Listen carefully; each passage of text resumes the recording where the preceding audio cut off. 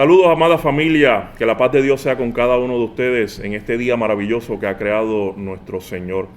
Estamos en el encuentro bíblico unido de las iglesias y estaremos atendiendo los pasajes bíblicos de Primera de Juan, capítulo 3, los versículos del 11 al 18 y también Filipenses 2, versículos 5 al 11.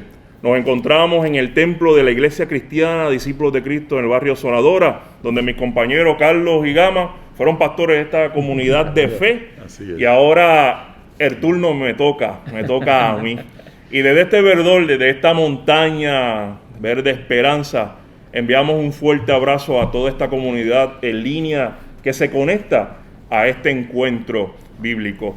Invitamos a que se conecte y pueda compartir este espacio donde estaremos dialogando sobre estos pasajes bíblicos, donde estaremos expresando, donde estaremos abarcando lo que quiere decir, lo que quiere regalarnos estos textos bíblicos. Si tiene algún comentario que tenga que decirnos, usted lo puede a través de la misma plataforma de Facebook, ahí expresar su necesidad. Y mi compañero, como yo hago, siempre estamos pendientes a lo que usted necesite y exprese para nosotros así poder atender su necesidad. Agradecemos encarecidamente que haga de este espacio el suyo y que se nutra, que se llene de esta palabra de esperanza y que pueda compartirla, porque ese es el amor, el mandamiento al cual vamos a estar dialogando en la noche de hoy. Y comenzamos para así continuar con este diálogo leyendo unos versículos escogidos, ya que pues, queremos ser el breve y queremos darle más espacio al diálogo. Y en Primera de Juan, que más adelante Filipenses va a leer Carlos, pero Primera de Juan, capítulo 3, los versículos del 11 al 18, pues escogimos el versículo 11, el versículo 14, el versículo 16 y el versículo 18. Busque su Biblia para que me acompañe. Y voy a estar leyendo la Biblia de nuestro pueblo, pero también tenemos la Reina Valera cerquita de nosotros. Versículo 11 dice: el mensaje que oyeron desde el principio es que nos amemos los unos a los otros. Versículo 14 comenta: nosotros sabemos que hemos pasado de la muerte a la vida porque amamos a los hermanos. Quien no ama permanece en la muerte. Versículo 16. Hemos conocido lo que es el amor en aquel que dio la vida por nosotros. Por eso también nosotros debemos dar la vida por los hermanos. Amén. Y versículo 18, que es el pie forzado a el libro de Filipenses, que más adelante vamos a estar dialogando sobre ello. Hijitos, no amemos de palabra y con la boca, sino con obras y de verdad. En la versión Reina Valera dice: en espíritu y en verdad. Que es la forma en que el expositor, para el beneficio de los hermanos y hermanas que lo tengan, nombra, ¿no?, la lección, titula la lección. Un comentario inicial es que esta carta, ¿verdad?, que es parte de lo que se conoce como el cuerpo juanino de la literatura juánica, el Evangelio y las cartas de Juan. Fíjense que aquí, hermano y hermana, está de alguna manera dándole continuidad a lo que fue el mensaje esencial de Jesús de Nazaret. Cuando a Jesús de Nazaret lo emplazan, y tal vez, entre otras cosas, para medir cuánto conocimiento tenía de la ley, van y le preguntan: ven acá, ¿y cuál es la enseñanza de la ley y de los profetas? ¿Cómo es que tú comunicas la esencia de la enseñanza que nosotros hemos estado dando?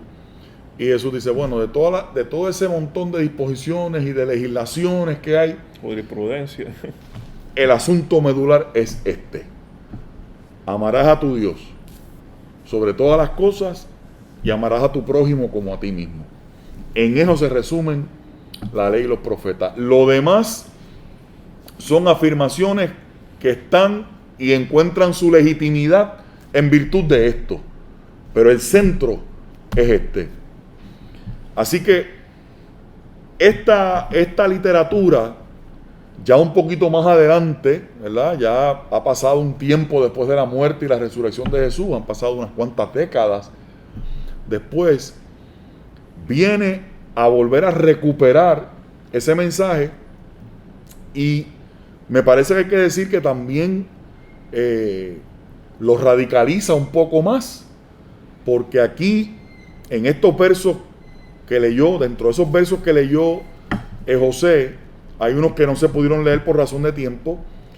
Dice que quien no permanece en el amor, para parafrasearlo, ¿verdad?, no tiene parte y suerte en este asunto del reino de Dios. Y hasta dice más, y dice que quien no es capaz de amar a su hermano, quien opta por el odio como vínculo de relación con el otro, no lo estoy diciendo yo, el texto dice que es un homicida. Y dependiendo de la versión que usted lea, la palabra es hasta más fuerte. Es homicida. Un poco queriendo decir, hermanos y hermanas, que donde el fundamento y el centro de la vida no es el amor, es el mejor ese es el caldo de cultivo perfecto para darle el espacio a la muerte.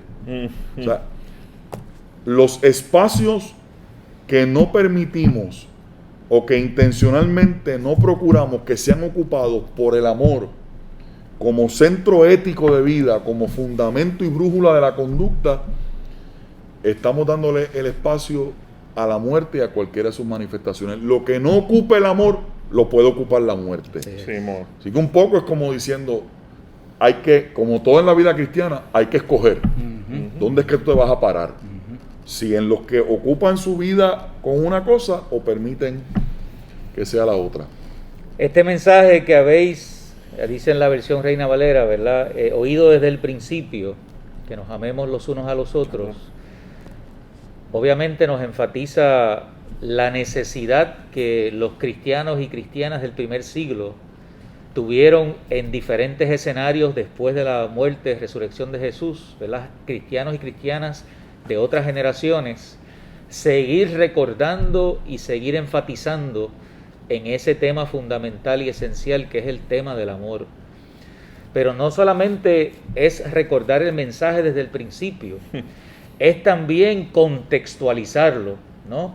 Utilizar ese mensaje, ese concepto ético del amor, para aplicarlo a un escenario donde están las cartas escritas y donde se entiende que los creyentes y las comunidades estaban lidiando con varias corrientes filosóficas y religiosas llamadas herejías, ¿verdad? Porque de alguna forma lo que hacían era tergiversar elementos esenciales de la fe cristiana y de la vida de Jesús, como por ejemplo decir y afirmar que Jesús no había venido en carne, ¿no? Que no se había encarnado, que era como una especie de fantasma o un espíritu.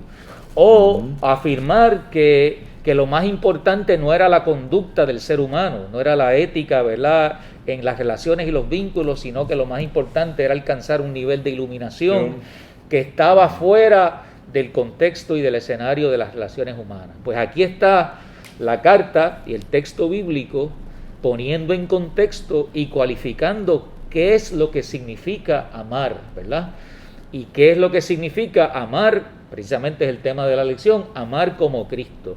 Y me gusta eso, y es el primer comentario que quiero dejar junto con lo que ya he dicho, porque este asunto me parece importante cualificar lo que es el amor, ¿no? Y sobre todo si uno tiene, ¿verdad?, uno hace una afirmación como amar como Cristo, porque a mí me parece que eso es una aspiración ética de alto nivel, ¿verdad? No sé si ni siquiera cuando lo decimos sabemos lo que implica lo que estamos diciendo, ¿verdad? Así que vamos a ver en el texto qué es lo que entonces para el escritor juanino, aquí en la carta de Primera de Juan, qué es lo que implica ese amar como Cristo, ¿verdad? Y ponerlo a ese nivel de que el que camina fuera de esa experiencia del amor pues anda por los rumbos de la muerte, o anda en una experiencia de rompimiento, ¿no? Con las relaciones humanas, y eso pues no cabe dentro de lo que es el Evangelio. Y si E insistir entonces que si se trata de que el amor no sea un asunto de meras palabras, ahí volver al por qué el escritor bíblico está planteando lo que plantea sobre ese elemento concreto del amor. Porque si una de esas herejías iba dirigida a cuestionar y a desbancar la idea de que ese Dios se había encarnado en una persona humana, en este caso que Dios se había encarnado en la persona de Jesús y que Jesús era como una especie de fantasma o de aparición o de espíritu, porque resultaba inconcebible, inadmisible, impensable la idea de que un Dios verdadero se hiciera carne y sangre como nosotros. Pues si la afirmación es que Jesús no era una apariencia, no era un espíritu, no era una aparición fantasmagórica, sino que Jesús se hizo carne y sangre de verdad, fue un acto histórico concreto. El amor no puede ser una apariencia. El amor tiene que ser también una realidad concreta. Y ahí es que está el asunto, ¿no? De que no se trata de palabras, sino que se trata de hechos. De obras y de verdad. Porque Dios en Jesús se hizo un hecho histórico. Que estuvo plasmado, estuvo ahí latente, la gente lo pudo tocar, lo escuchó. Segunda, tercera generación a la cual se dirige esta carta. Ya la iglesia en cierta forma ha madurado, tiene una estructura en comparación a la iglesia del primer siglo. Para tener una idea de ese contexto, como hemos estado hablando de esa herejía gnóstica que se encontraba latente en esos espacios, a la cual negaba literalmente los pecados personales. Y usted bien sabe que en nuestro contexto el pecado es muerte, lo dice las Escrituras. No se sentían obligados a cumplir los mandamientos. Por eso es que él menciona el mandamiento del amor, de ese gran mandamiento de Marcos, de que está en los evangelios sinópticos. También, como mencionó Carlos, Jesús no era el Cristo, pues básicamente no se hizo carne. Y cuando ellos cometían algún tipo de falta, pues ellos se escudaban en buscar esa sabiduría, esa plenitud. No iban donde Jesús como el libertador, como que su sangre pues nos restaura y nos limpia, sino que tenían otros caminos. Y sobre todo, que es lo que estamos atendiendo, despreciaban el amor fraternal. Que usted bien sabe que en estos tiempos de pandemia, eso es lo más que uno extraña, el poder abrazar a nuestros hermanos, a nuestras hermanas, el poder congregarnos como lo hacíamos antes de la pandemia, y que en el contexto donde escribe esta carta, se encontraban en ese distanciamiento, en donde no había confraternización, no había amor propio. Probablemente sí, como menciona en la carta, de que se expresaba que había un amor, pero no se atendía el valor de obrar desde el contexto del amor. Y por lo tanto el vínculo de comunidad. Claro. El vínculo comunal obviamente se destruye, se corrompe, para ponerlo desde este entorno. Claro. Me parece que sería bueno para que la gente vaya viendo una integración. Nosotros estamos aquí juntando dos textos, ¿verdad? Uh-huh. Para un poco cuadrar el calendario de los encuentros. Y hemos creído pertinente para este encuentro añadirle, integrarle a ese texto de Primera de Juan capítulo 3 que se leyó al principio, los versos que son los que trabajan la lección en Filipenses 2, que es amar también como Cristo, ¿no? Este tema de amar como Cristo y servir en espíritu y en verdad. Y en Filipenses 2 está ese famoso himno de la humillación y de la exaltación de Cristo, Y a mí me parecería, Carlos, que sería bueno Ujú. que leemos en el expositor, son los versos 5 al 11, como se indicó al principio del capítulo 2. Nosotros vamos a estar también haciendo unos apuntes de los primeros 4 versículos de ese capítulo 2, porque nos parece que son fundamentales para entender lo que se dice del 5 al 11 y también para entender lo que hemos hablado en primera de Juan capítulo 3. Carlos, ¿tú tienes por ahí algunos versos que puedan leerse? Filipenses 2, del 5 al 11, dice: tengan unos con otros la manera de pensar. Estoy leyendo la versión popular. Tengan unos con otros la manera de pensar propia de quien está unido a Cristo Jesús, el cual, aunque existía con el mismo ser de Dios, no se aferró a su igualdad con él, sino que renunció a lo que era suyo y tomó naturaleza de siervo, haciéndose como todos los hombres y presentándose como un hombre cualquiera. Se humilló a sí mismo, haciéndose obediente hasta la muerte en la cruz.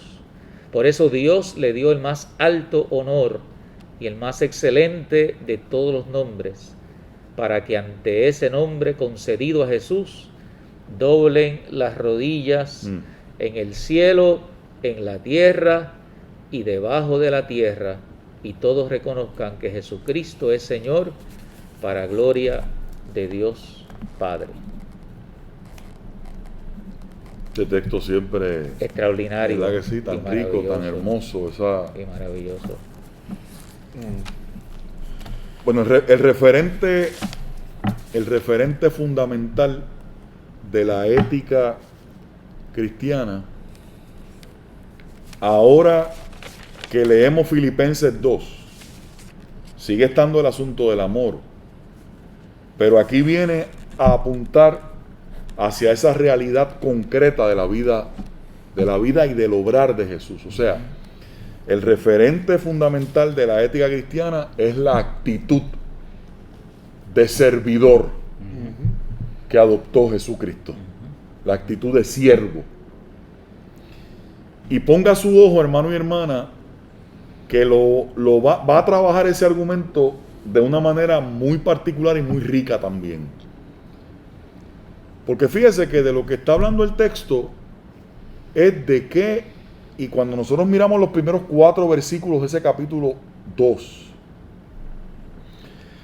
en el que se repite esa frase de tener el mismo sentir, de que ustedes tengan los mismos sentimientos, dependiendo de la versión que usted lea, sean del mismo sentir. Fíjense, José, Carlos, que es un poco hablando de cuáles son los hilos que tejen la vida en comunidad. ¿De qué están hechos? ¿De qué están hechas las relaciones entre la gente? ¿De qué están hechos esos vínculos? Si nosotros vamos a los primeros 4 versículos, van a aparecer, no los vamos a leer por razón de tiempo. Usted va a ver que hay se pone como una especie de tinglado y aparecen 2 opuestos. Vamos a leer en esos primeros versículos al escritor bíblico advirtiendo acerca de la necesidad de vivir en armonía, en amor y en paz. Él habla de sentir, ¿verdad? De experimentar, de vivir en el amor, en la paz y en la armonía. Y como opuesto a eso, van a haber principalmente 2 elementos, que es el vivir desde la rivalidad y el vivir desde la vanagloria. Y yo creo que deberíamos decir algo sobre eso, porque el asunto es, hermanos y hermanas, que sigamos captando la idea del escritor bíblico de darle concreción, de darle carne a esas ideas que son hermosas y son muy lindas, pero que él las quiere aterrizar para que la gente las pueda ver y las pueda discernir en su vida en comunidad. así como el de Primera de Juan, yo haría esta analogía, este paralelismo ahora se me ocurre. Así como en Primera de Juan se dice que quien no permanece en el amor no está en la sintonía de esto. Y quien odia al hermano es homicida. Acá entonces, quien afirma los vínculos saludables de la vida en comunidad es el que aprende a vivir en paz, en armonía, el mismo sentir, ¿verdad? En amor. Y el que rompe eso es el que toma el camino de la vanagloria y de la rivalidad. Y quiero añadir esto. Fíjense que la vanagloria, como yo la veo, como lo dice, ¿verdad? La vanagloria, ¿no? La gloria vana. La gloria vana. ¿Y qué es la gloria vana o la vanagloria en este texto? Si dice más adelante que hay el mismo sentir que hubo en Cristo Jesús. Es mi humilde proposición, ¿verdad? Para la gente, para que contribuya al entendimiento de la fe que usted ha abrazado. Y si hay alguien que no ha abrazado la fe cristiana, para que la conozca. Si es el mismo sentir que hubo en Cristo, y la característica principal de ese sentir fue que Jesús no tomó el ser igual a Dios como una prenda de la cual aferrarse, y que era lo único que le daba sentido a su vida. Y más adelante vamos a hablar de eso. Fíjate que la vanagloria no es otra cosa que la ambición. Es el deseo de estar por encima del otro. Es la necesidad de sentirse superior al otro. De imponerse. Y ahí voy con la rivalidad. Gracias por adelantarlo. ¿Y qué es la rivalidad? La rivalidad, en el contexto que lo estamos leyendo aquí, tiene como efecto de facto el deseo de imponerse al otro. Y lo que dice es que Jesús, todo lo que le daba a él el standing para imponerse, él renunció a todo ese standing. Él renunció a todo eso. No porque dejó de serlo, no porque dejó de ser el Hijo de Dios, no porque dejó de tener naturaleza divina, sino que no tomó eso como una forma para sacar beneficio para él ser superior e imponerse a los demás, sino que se puso donde, en la condición de que, en la condición horizontal con los demás. De siervo. Y ahí me parece que tenemos una riqueza, lo dejo ahí para que ustedes sigan dándole. Yo escuchando de verdad y mirando y pensando en el texto bíblico, yo creo que el planteamiento del escritor bíblico y también de los evangelios nos habla de un amor radical, ¿no? Esto es un amor radical, ¿no? Por eso decía al principio que hay una cualificación del amor que rompe con cualquier definición del amor, ¿verdad? Con un sentimiento bueno, agradable, de buena gente con los demás, ¿verdad? De ese estado así, quizás un poquito, vamos a decir, más superficial en términos de nuestras relaciones, a una definición que va, y una presentación del concepto, ¿verdad? Aquí en el texto bíblico, que va a la raíz, ¿no? Y en este caso la raíz es Jesús mismo, ¿no? Y es y donde Jesús, ¿verdad? Donde Jesús mismo, el conocimiento de Jesús o la fe en Jesús, el seguimiento de Jesús, precisamente plantea la necesidad de una transición, ¿verdad? De un cambio, de una toma de conciencia con relación a lo que implica ese amor para la vida. Ese asunto de que sabemos que hemos pasado, ¿verdad? Que lo mencionábamos un ratito, hemos pasado de la muerte a la vida, ¿no? Porque el que ama de esa manera radical, pues ha alcanzado, ¿verdad? Ha hallado la vida. Pero ese asunto también de que ese amor radical, vivir en ese amor radical puede también tener sus consecuencias, ¿verdad? Ese tema de que también plantea las cartas juaninas de que el mundo los odie, ¿verdad? O que uno encuentre resistencia en el mundo. ¿Y quién puede encontrar resistencia como resultado de amar?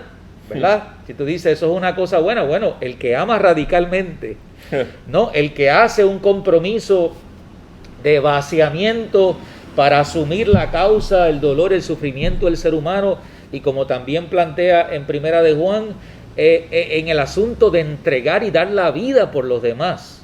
Pues mire, ahí en un mundo lleno de ambición, de egoísmo, crea sospecha, crea encontronazos, confrontación.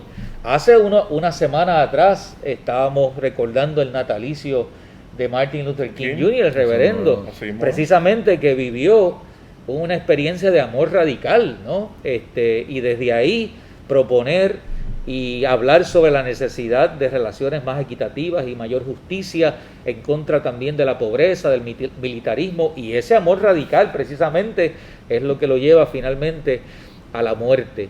Así que yo creo, me parece que es importante que nosotros tomemos conciencia como cristianos y cristianas, que nosotros somos llamados y llamadas a vivir esa transición, ¿verdad? A entrar en ese entendimiento de lo que es ese amor del que está planteado aquí en Primera de Juan y también en Filipenses, y cómo nosotros desde ese amor y con los valores apropiados, ¿no?, de la paz, de la armonía, nosotros podemos seguir construyendo vida de comunidad según el texto lo propone. Comentándolo, el amor radical que dice Carlos, hay un libro de una autora afroamericana, no me acuerdo el nombre, pero el libro habla así, comienza Amor Radical. Para añadir, para sumar a lo que está diciendo Gaba, y es Carlito extraordinario, para el autor de Primera de Juan, el amar es sinónimo de amar como Jesús. Como dice y lo menciona el versículo 16, que dio la vida por nosotros. Ese es el amor radical, que no se expresa como a veces nosotros comentamos cuando estamos bien chula y comenzamos en el noviazgo, yo doy mi vida por ti, pues yo te amo. Que la expresión no es meramente palabras que probablemente se las lleve el viento, sino que haya ejecución, haya testimonio de vida, de entrega a ese amor radical, en donde demos la vida por nuestros hermanos y hermanas. Y lamentablemente, en muchos contextos, en otras religiones, ese amor radical le ha costado la vida a todos, como a Jesús le costó, porque en la sociedad a veces es incomprensible, ven con sospecha el que a veces uno diga hasta buenos días, hasta que uno diga buen provecho. Porque se supone que nosotros seamos cada cual en nuestra propia área, y cuando cruzamos esa frontera por amor, pues a veces nos miran de reojo, con sospecha sobre todo.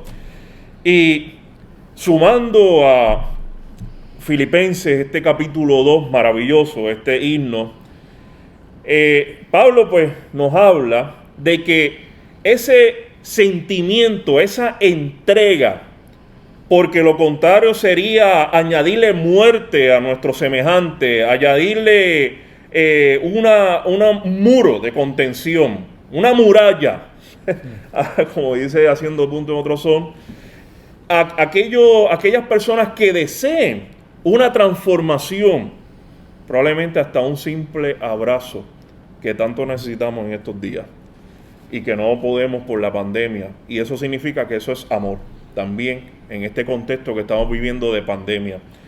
Es que nuestro sentimiento tiene, como dice en esta versión, me encanta, tenemos los mismos sentimientos de Cristo Jesús. Y eso son palabras mayores, eso no es una simple expresión, una simple oración llanita. El tener sentimientos como Cristo Jesús es entrega, es como mencionó, además, condición de esclavo, condición de siervo. Mirar con compasión a nuestros hermanos.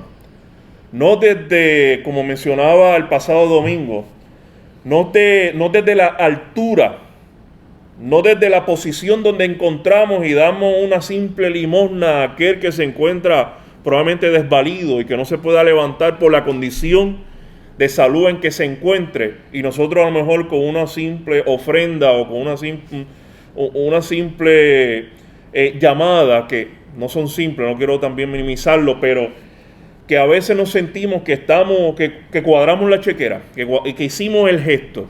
A veces hay que sentarnos con la persona que se encuentra desvalida, con la persona que se encuentra sin techo, y escucharlo como Jesús lo hizo.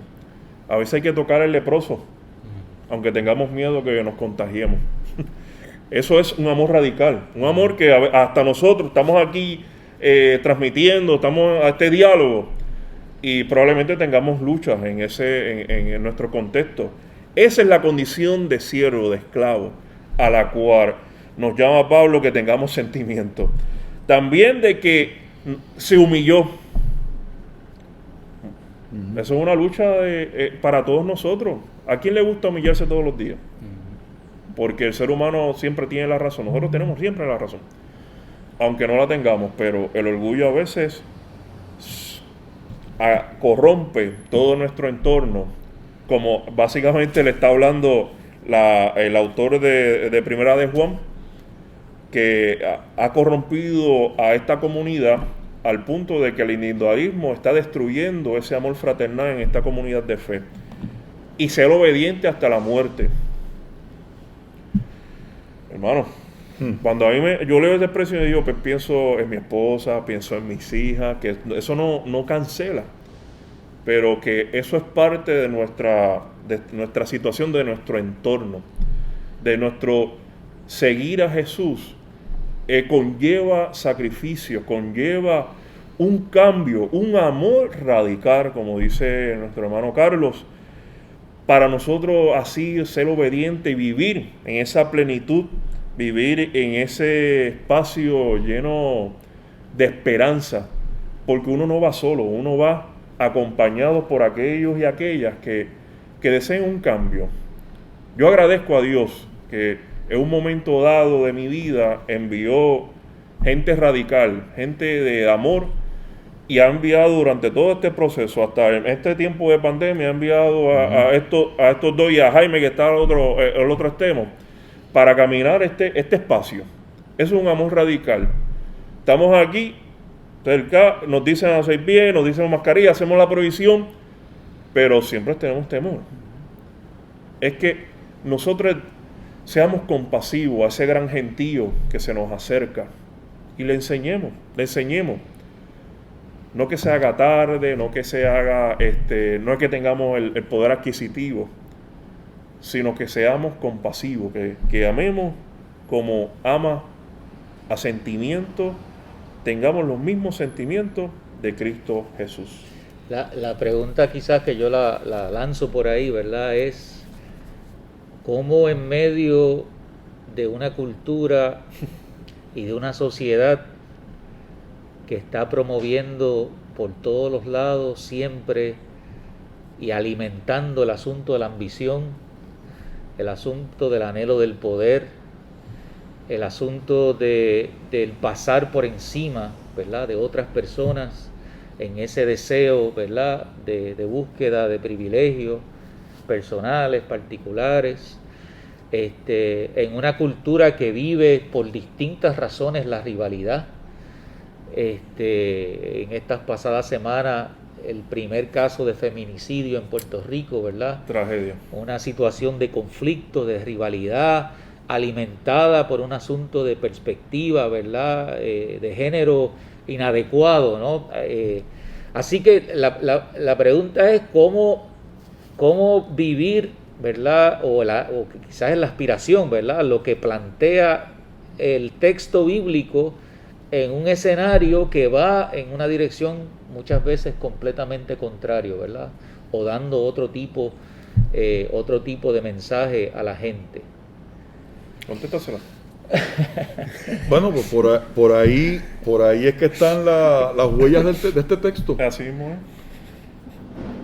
Y fíjate cómo vuelvo otra vez a insistir, y quiero aprovechar tu pregunta, Carlos, para tal vez para quien le pueda interesar, aquí corregir un asunto, no es corregir, no es la palabra, atender un asunto doctrinal en el texto, para aterrizar en eso que tú estás. Fíjese que dice, la gente habla así, el texto de Filipenses 2, que se dice que se despojó, ¿verdad? Que se vació.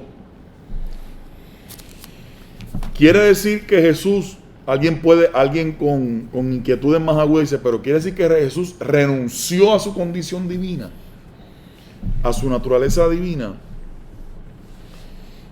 Y yo le contestaría, mire hermano, no es que se vació de nada. Lo que realmente hizo fue que se derramó a sí mismo.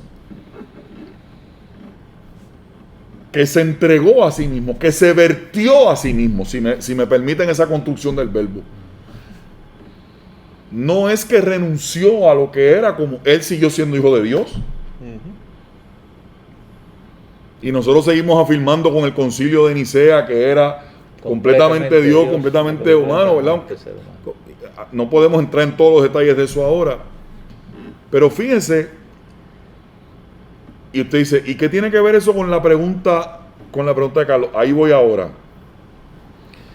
No es que se vació de nada, es que se derramó a sí mismo. Es que se entregó a sí mismo, es que se vertió a sí mismo. De hecho, esa palabra que la gente, usted oye a algún académico, dice la kenosis de Cristo, ese verbo más a lo que apunta es a verter. Más que se vació, es que se vertió. Él mismo se convirtió en la ofrenda del amor. Amén. Y por ahí mismo es que va la cosa. Porque fíjate que el verso número 4, antes de empezar como tal el himno, ¿qué es lo que dice? Nadie busque su interés sino el de los demás. De hecho, el verso anterior la ha puesto todavía más difícil diciendo, considera a los demás como superiores a sí mismo. Mire, no se me vaya por donde no es. Eso no es una declaración de inferioridad. No es que yo pienso que los demás son superiores a mí, que yo soy inferior a los demás. Lo que está planteando es que la manera correcta de construir y de abonar una vida saludable en comunidad es que yo no viva teniendo como única brújula de vida mis intereses, mi agenda, sino que yo ponga en un lugar preferente de mis acciones el interés de los demás. Por eso es que dice, hablando de Jesús, que él se derrama a sí mismo y toma la forma de ser humano, pero no es cualquiera, sino la condición de siervo, porque si hubiera sido la condición del que está en el privilegio, Jesús no tenía mucho que enseñarnos. Desde la monarquía. No tenía mucho que enseñarnos porque la inmensa mayoría de los que habitamos este planeta no estamos en una posición de un privilegio marcado, estamos en la realidad de la fragua diaria de la vida. De cheque a cheque, como dicen por ahí. Claro. Entonces, si el ejemplo es Jesús, y Jesús se derramó a sí mismo, lo que está diciendo el texto es que Jesús no consideró el ser Dios, el ser igual a Dios como cosa que aferrarse, dice, verá la versión de Reina Valera. Esa no fue la pieza codiciable de la que se agarró para afirmar su hegemonía sobre los demás, su poder, su magnificencia, su grandeza. Eso es lo radical del Evangelio y lo que lo hemos dicho mil veces y a veces por decirlo tanto pierde su fuerza, pero yo cada vez que lo digo me emociono y me estremezco. Amén. Que precisamente Jesús no consideró que ser Dios significa vivir para sí mismo. Entonces, ¿cómo en un mundo? Por eso es el ejemplo de Jesús. Claro. Es el ejemplo. Que siendo el Hijo de Dios, no consideró que ser Dios. Volvemos ahora a lo de Juan, ¿verdad? Porque Juan decía en el prólogo que en el principio era el verbo y el verbo era con Dios y el verbo era Dios. No consideró que ser Dios significa vivir para sí mismo. Entonces ahí es que está el misterio de entender qué es lo que significa tener el mismo sentir. Que si él, que es el Hijo de Dios, no consideró el ser Dios, no significó para él, eso no significó para él el vivir para sí mismo. Entonces yo me tengo que apuntar ahí. Porque yo no soy Dios.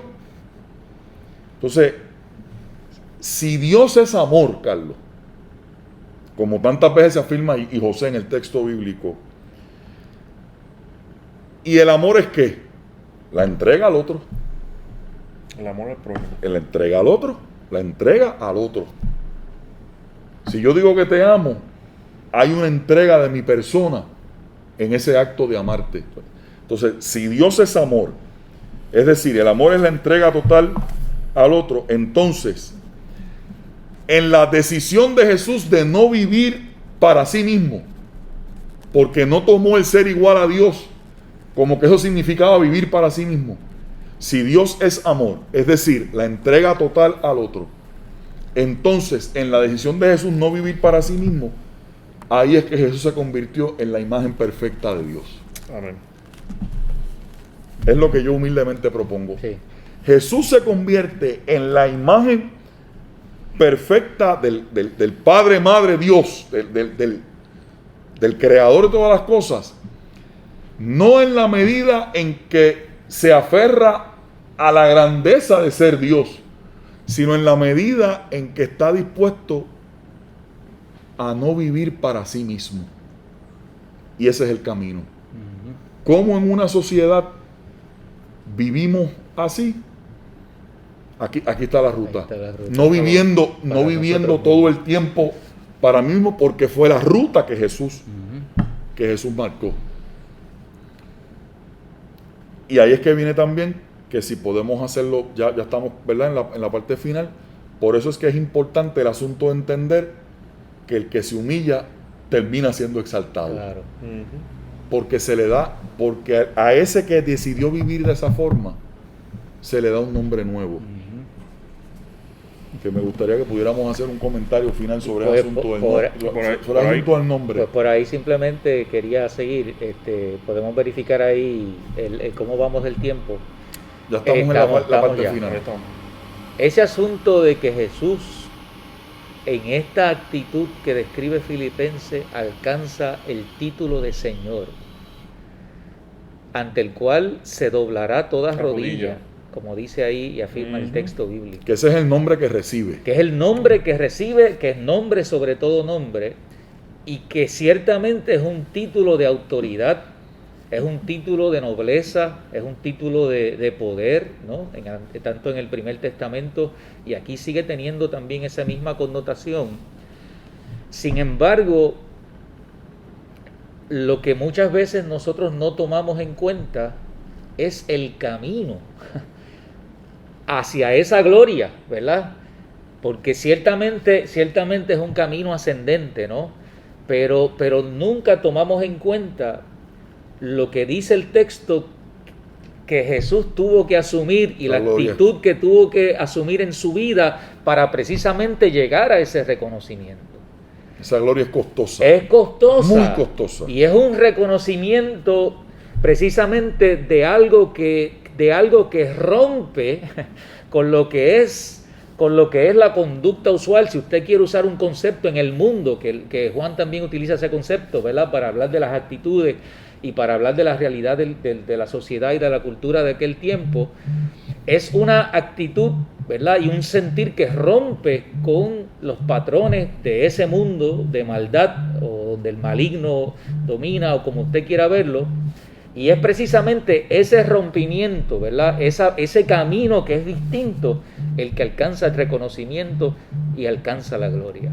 Y a mí me da la impresión de que muchas veces en nuestra experiencia de fe cristiana, nosotros queremos la gloria y queremos alcanzar y ascender, pero no estamos reconociendo, ni estamos teniendo el sentir que hubo en Jesús, que es lo que precisamente haría posible poder llegar, ¿verdad?, o poder aspirar, vamos a decir, a ese nivel de ética, ¿no?, a ese nivel de conciencia, de iluminación, de vida que necesitamos para poder obviamente construir y aspirar a la comunidad que Jesús y que la carta a los filipenses estaba queriendo proponer, queriendo invitar a que se construyera.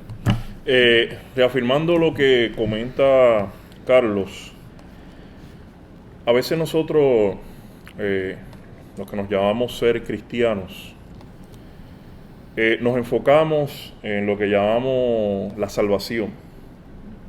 Y si hacemos algo indebido, pues perdemos la salvación. Y ese, para ciertas personas, ese es el norte. Un norte, vamos a ponerlo así, esto me lo enseñó el rabí Denis Sasso allá en Indiana.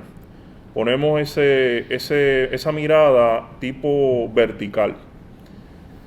Y a veces hasta en cierta forma nos parecemos a los gnósticos en eso, de que la salvación es individual y un tipo, sálvese quien pueda. Vamos a ponerlo así en ese entorno. Y Jesús nos enseña dentro, obviamente, en esta carta, de que al tener sentimientos como Cristo, hay que tener mucho cuidado con ese pensar. Damos gracias a Dios por esa salvación, por esa protección, pero a la misma vez una gran responsabilidad, no solamente mirar al tipo vertical, sino también en lo horizontal. El también tener sentimiento como Cristo es caminar en esa condición de siervo, de no ser siervo para nosotros atender nuestros egos, nuestros orgullos, nuestro caminar simple, sino para que nosotros en esa condición podamos extender y no caminemos solo en este proceso hacia esa salvación, sino que nosotros vamos todos acompañados en esa obra, en ese caminar, en ese despertar. Y en cierta forma lo hacemos en domingo tras domingo cuando nos reunimos y cuando hacemos oraciones comunitarias, cuando cantamos, que eso que a veces expresamos también se transforme en obra, en verdad. Que no solamente seamos hermanos los domingos, sino que seamos hermanos y hermanas todos los días de nuestra vida. Que nos acompañemos, que lloremos con aquellos que lloran, que riamos con aquellos que ríen en estos momentos, pero que sea un caminar a esa gloria, a ese cielo, a esa tierra, al abismo también, porque todo le pertenece, como dice Filipenses, a nuestro Jesús, todos dobles rodillas, acompañados, ser obedientes a ese amor que tanto le costó a Jesús hasta la muerte y resurrección, por todos, por todas sus hijos y por sus hijas. Ya en esta parte final, en la medida en que entendamos la exigencia que está aquí planteada, aparte de la contundencia del mensaje de decirnos que precisamente ese nombre, que no es el de Jesús, es el de Señor, y el asunto de doblar rodilla como un acto de reverencia, sí, ¿no?, que se le daba a los monarcas orientales, ¿no?, en aquella época, que después se integró acá al Imperio Romano también. Fíjate cuán distinto es, ¿verdad? La reverencia al que tiene y utiliza el poder por el mollero, por la imposición.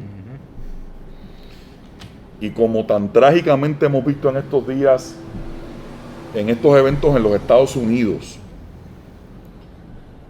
que fíjense que esos eventos están montados precisamente sobre una visión en la que yo me quiero imponer al otro, en la que yo me creo superior al otro.